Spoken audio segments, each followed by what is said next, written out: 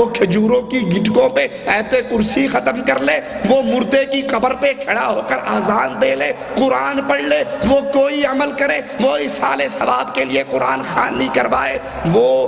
بابا کی قبر پہ چادر چڑھوائے، وہ بابا کی قبر پہ دیگ دے کر آئے، دیگ کی خیرات کرے، کوئی بھی عمل ہو، بڑے سے بڑا عمل ہو، وہ 40 سال تک دریائے گنگا میں کھڑا ہو کر ایک ٹانگ پر عبادت کرتا رہے، من عاملہ، وہ عمل کرے، وہ عمل چھوٹا ہو بڑا ہو، جیسا مرضی عمل ہو، جیسا مرضی عمل ہو، کتنا بڑے سے بڑا عمل ہو۔ ہائے، بات کسی عام کی نہیں کرتا، تمہیں پھر صحابی رسول کے پاس لے جاتا ہوں۔ ایک صحابی کو دیکھتے ہیں کمزور نظر آتا ہے، پوچھتے ہیں میرے ساتھی کیا ہو گیا ہے، کیوں کمزور ہو گئے ہو؟ ہمارے ہاں تو چرچے چلتے ہیں عملوں کے، ارے آپ کیا جانو یہ پیر طریقت ہیں، یہ طریقت کے پیر ہیں، انہوں نے 40 سال دریائے راوی میں ایک ٹانگ پہ کھڑے ہو کر چلا کاٹا ہے، یہ بابا بلے شاہ ہے، یہ کنویں میں الٹے لٹک کر 40 سال تک عبادت کرتے رہے ہیں، آپ کیا جانو یہ پہاڑوں کی غاروں میں رہے ہیں، یہ دریاؤں کے پانیوں میں رہے ہیں، انہوں نے عبادت کر کر کے من مار لیا ہے۔ ارے میں عام آدمی کی بات نہیں کرتا، صحابی رسول کا عمل ہے۔ پوچھتے ہیں کیوں کمزور ہے؟ صحابی کہتا ہے یا رسول اللہ صلی اللہ علیہ وسلم، سال گزر گیا میں نے کوئی دن افطاری نہیں کی، 365 دن میں روزوں سے ہی گزار رہا ہوں، سال پورا روزے کی حالت میں ہوں۔ یا رسول اللہ صلی اللہ علیہ وسلم، اس سال کی راتوں میں سے کوئی ایک رات ایسی نہیں گزری جو میں نے بستر پہ سو کر دیکھا ہو، دن کو روزے سے رہتا ہوں، رات کو قیام کرتا ہوں، دن کو روزے سے رہتا ہوں، رات کو قیام کرتا ہوں، اور یہ عمل 1 سال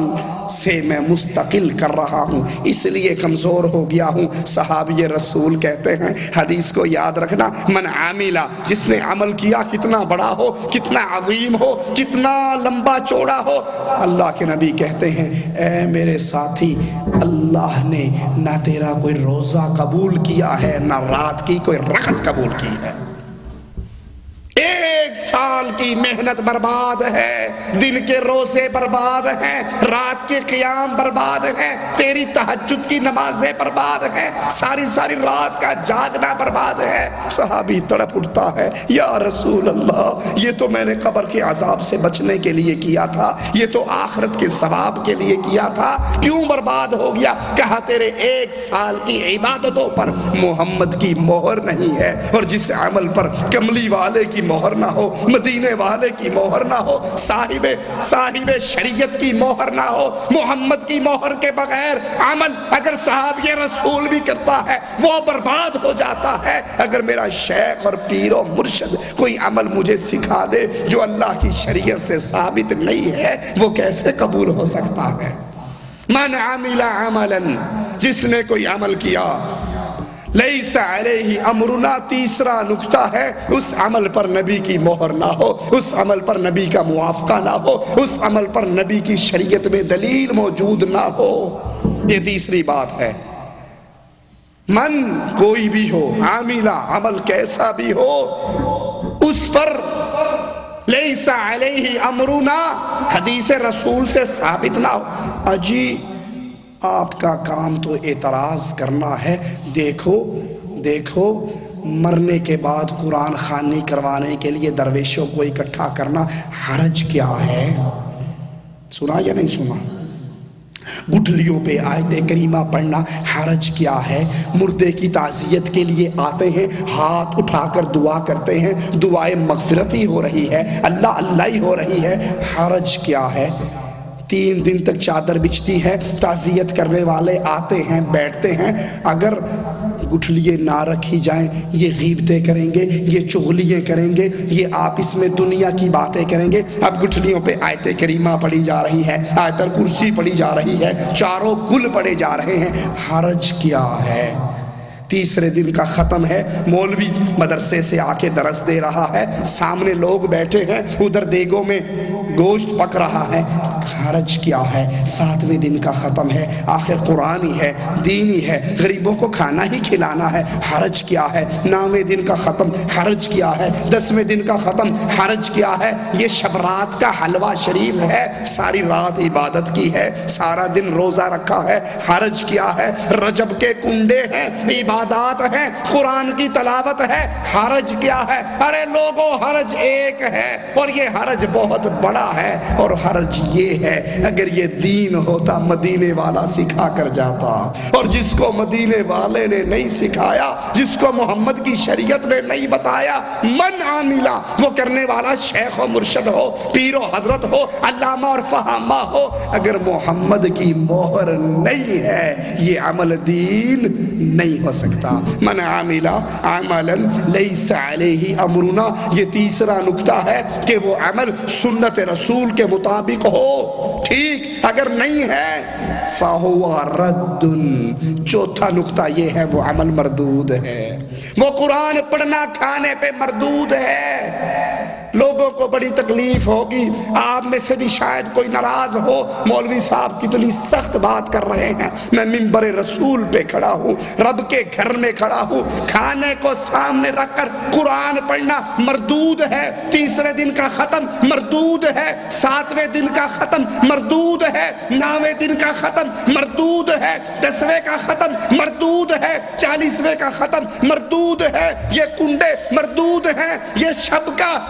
شعبان 15ویں شعبان کا جاگنا مردود ہے، روزہ مردود ہے، کھانا مردود ہے، یہ 11ویں کی کھیر مردود ہے۔ آپ کہو گے چاول بازار سے لایا، دودھ بازار سے لایا، چینی گھر سے ڈالی، کھیر پکائی، مولوی مردود کیسے ہوگی؟ اس دن کو اس حضرت کے نام پہ، غیر اللہ کے نام پہ یہ عمل کرنا محمد کی شریعت میں نہیں ہے۔ جو عمل محمد کی شریعت میں نہ ہو فَهُوَ رَدٌّ، وہ مردود ہے، 11ویں مردود ہے، کنڈا مردود ہے، شب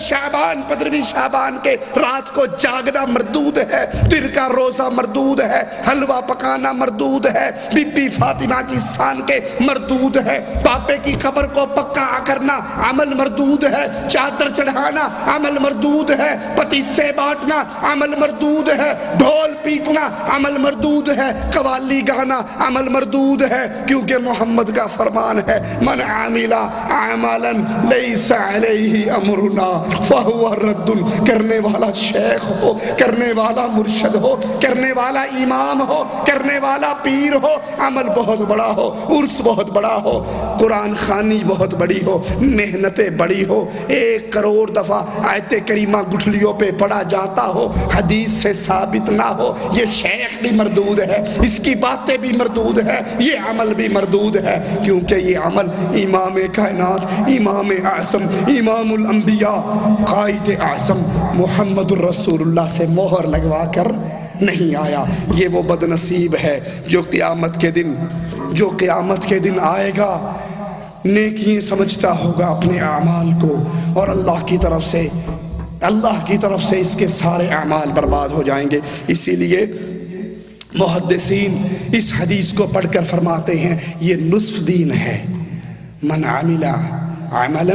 لیس علیہ امرنا فہو رد، یہ نصف دین ہے، یہ آدھا دین ہے۔ اسی لیے امام شافعی رحمت اللہ علیہ فرمایا کرتے تھے کوئی پانی پہ چلے اور گیلا نہ ہو، پانی پہ چلے گیلا نہ ہو، فضا میں اڑے، آگ میں چلے، آگ میں چلتا ہے، پیر پہ آگ نہیں لگتی، اس کو دیکھ کر دھوکہ نہ کھانا، وہ شیطان ہے، اس کو دیکھ کر دھوکہ نہ کھانا، کیونکہ وہ شیطان ہے۔ ابن قیم رحمہ اللہ فرماتے ہیں گمراہوں کی کثرت کو دیکھ کر دھوکہ نہ کھانا، کیونکہ گمراہ اکثر ادوار کے اندر زیادہ ہوتے ہیں اور اہل ایمان تھوڑے ہوا کرتے ہیں۔ اہل ایمان کی قلت کو دیکھ کر، اہل شرک کی کثرت کو دیکھ کر دھوکہ نہ کھایا کرو۔ چوتھا سبب یہ ہے قیامت کے دن نیکیاں برباد ہونے کا کہ وہ لوگ جو گناہوں پر اصرار کرتے ہوں اور انہیں چھوٹا جانتے ہوں، اپنے گناہوں کو حقیر جانتے ہوں۔ گناہوں کو چھوٹا جاننا، حقیر جاننا انسان کی بربادی کا سبب بن جاتا ہے۔ اسی لیے آتا ہے کہ مومن